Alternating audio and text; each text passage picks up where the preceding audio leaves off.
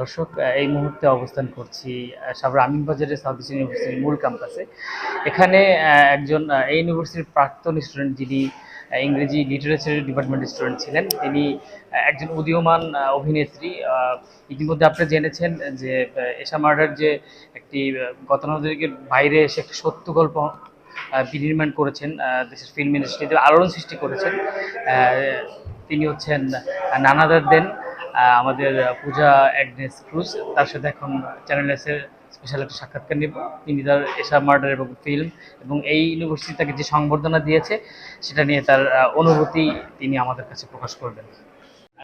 আপনারই ইউনিভার্সিটি আপনাকে আপনার প্রফেশনের প্রতি সম্মান রেখে যে উষ্ণ অভ্যর্থনা দিয়েছেন, অনুভূতিটা আহ এ সময়টা নিয়ে আসলে অনুভূতি প্রথম থেকেই আসলে ভালো রেসপন্স পাচ্ছি। তো অনুভূতি খুব ভালো, এবং আমি আসলে ইউনিভার্সিটি অফ সাউথ এশিয়াতে পড়েছি এবং এখানকার স্টুডেন্ট ছিলাম আমি। তো ওই জায়গা থেকে আসলে হয় না, মানুষ তো শিল্পীরা কি হয়, অ্যাওয়ার্ড পেলে ভালো লাগে।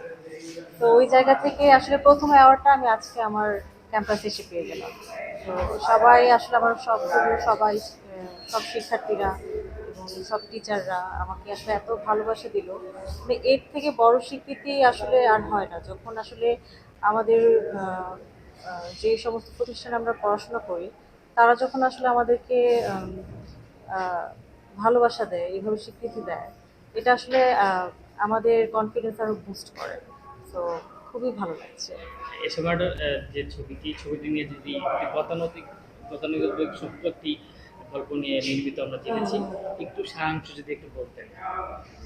এটা তো আসলে এশা মার্ডার সত্য ঘটনা অবলম্বনে একটি গল্প, এবং আমাদের যে ডিরেক্টর সানি সানোয়ার, উনি আসলে উনি তো আসলে ওনার প্রফেশনাল একজন পুলিশ। সো উনি আসলে এটার ইনভেস্টিগেশনে ছিলেন, এবং উনি আসলে এটার সাথে এত ওতপ্রোতভাবে জড়িয়ে যায়। সো উনি আসলে এটা নিজেও লিখেন এবং ডিরেকশন দেন। এবং এখানে আসলে দুজন ফিমেল লিড, আমি এবং আজমির হক বাঁধন। তো এই জায়গা থেকে আসলে উনি তো চাইলেই একটা ছেলেকে রাখতে পারতো এখানে পুলিশ হিসেবে, যে কোনো নায়ককে রাখতে পারতো, বাট উনি আসলে একটা মেয়েকে, একটা ফিমেল লিড রেখেছে এজন্যই। কারণ এশার কষ্ট, এশা আসলে যেভাবে মারা যায়, ওকে আসলে যেভাবে মেরে ফেলা হয়, ওইটা একটা মেয়ের কষ্ট একটা মেয়েই বেশি ভালো বুঝতে পারবে। তো সেই জায়গা থেকে আসলে উনি যে আসলে একজন মেল পুলিশ হয়েও আসলে ওই জায়গাটা আসলে ধরে, আহ, ওই জায়গাটা নিয়ে উনি কাজ করেছে, এটা আসলে আমার কাছে খুবই ভালো লাগার। এবং আহ, এই জায়গাটা থেকে আসলে দর্শক অনেক কিছু শিখতে পারবে, কারণ আসলে আমাদের সমাজের বর্তমান চিত্রই তো তুলে ধরেছি আমরা। তো বাকিটা আসলে হলে যেয়েই দেখুক। আপু, একজন নারী হিসেবে হুম। ফিল্ম ইন্ডাস্ট্রিকে এগিয়ে নিয়ে যে প্রত্যয় আপনারা প্রত্যয় নিয়ে কাজ করে যাচ্ছেন, হুম। আপনি কি মনে করেন যে নারীদের তাদের প্রতিভা অন্বেষণ করে প্রতিভাকে বিকশিত করার জন্য ফিল্মে আসা উচিত? অফকোর্স আসা উচিত। আসলে দেখেন, এশা মার্ডারে এই যে এশা ক্যারেক্টারটি আমি করলাম, সো এটাতে আমাকে কে নিল?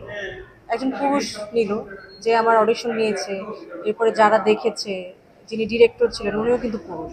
তো একটা নারী চাইলেই একা এগিয়ে যেতে পারে না, তার আশেপাশে এই যে তার আহ, প্রিয়জনরা বা তার শুভাকাঙ্ক্ষী যারা, তারা আসলে উম, ভালো চায় তার, সে এগিয়ে যাক।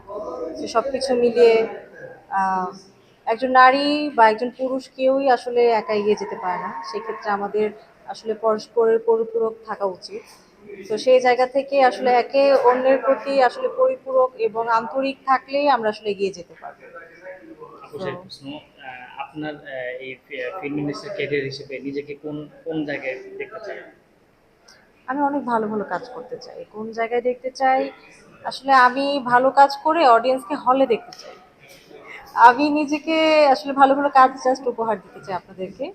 এবং আমি চাই আপনারা আসলে, আপনারা যে পরিমাণ ভালোবাসা দিয়েছেন আমাকে এশা মার্ডারে, তো আমি এই ভালোবাসাটা চাই এবং এটা আরো আরো আরো বাড়ুক। আপনার ভালোবাসার দর্শকদের জন্য যদি কিছু বলতেন।